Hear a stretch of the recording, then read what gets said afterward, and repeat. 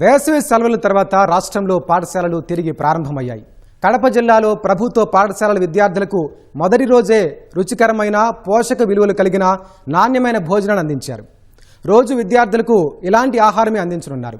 దీనంతటికీ ప్రధాన కారణం స్మార్ట్ కిచెన్లు. జిల్లాలోని ప్రతి మండలంలో ఒక స్మార్ట్ కిచెన్ ఏర్పాటు చేశారు. స్మార్ట్ కిచెన్లో తయారు చేసిన భోజనాన్ని పాఠశాలలకు సరఫరా చేస్తున్నారు. దేశంలో మొదటిసారి కడప జిల్లాలో ప్రారంభమైన స్మార్ట్ కిచెన్లపై గ్రౌండ్ రిపోర్ట్.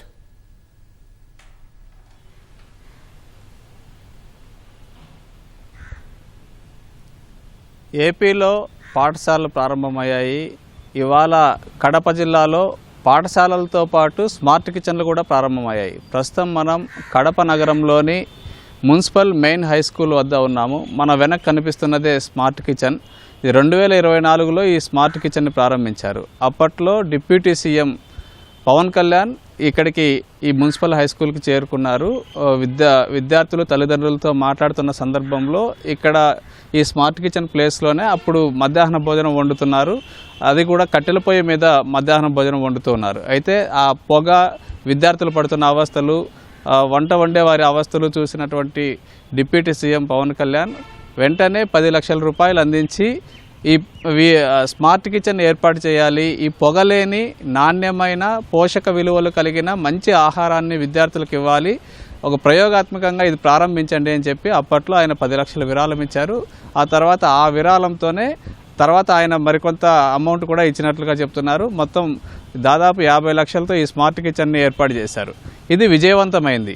ఈ స్మార్ట్ కిచెన్లో చాలా హైజీన్గా ఉంటుంది. ఇది వంట వండేవారు కూడా చాలా పరిశుభ్రంగా ఉంటారు. నాణ్యమైన వస్తువులు తీసుకొచ్చి మంచి వాతావరణంలో వంటను తయారు చేసి విద్యార్థులకు సరఫరా చేశారు. ఆ తర్వాత ఇక్కడ నుంచి ఈ పరిసర ప్రాంతాల్లోని స్కూల్స్కి కూడా వీటిని వంటను తీసుకెళ్లారు. అయితే ఆ తర్వాత ఇది విజయవంతం కావడంతో కలెక్టర్ చెరుకూరి శ్రీధర్ మరికొంత ఏర్పాట్లు చేసి మొత్తం 4, ఇది కాకుండా దీనికి అదనంగా 4 స్మార్ట్ కిచెన్లు ఏర్పాటు చేశారు.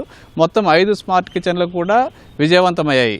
ఇదే విధానాన్ని మొత్తం జిల్లా అంతా కూడా అమలు చేయాలన్న ఉద్దేశంతో ప్రతి మండలంలోనూ ఒక స్మార్ట్ కిచెన్ ఏర్పాటు చేయాలని చెప్పి దాదాపు ఏడాది కాలంగా కష్టపడి ఇవాళ అన్ని స్మార్ట్ కిచెన్లు ఓపెన్ చేశారు. మొత్తం జిల్లా వ్యాప్తంగా 43 స్మార్ట్ కిచెన్లు పనిచేస్తున్నాయి. ఇవాల్టి నుంచి ఈ స్మార్ట్ కిచెన్లు కూడా పనిచేస్తున్నాయి.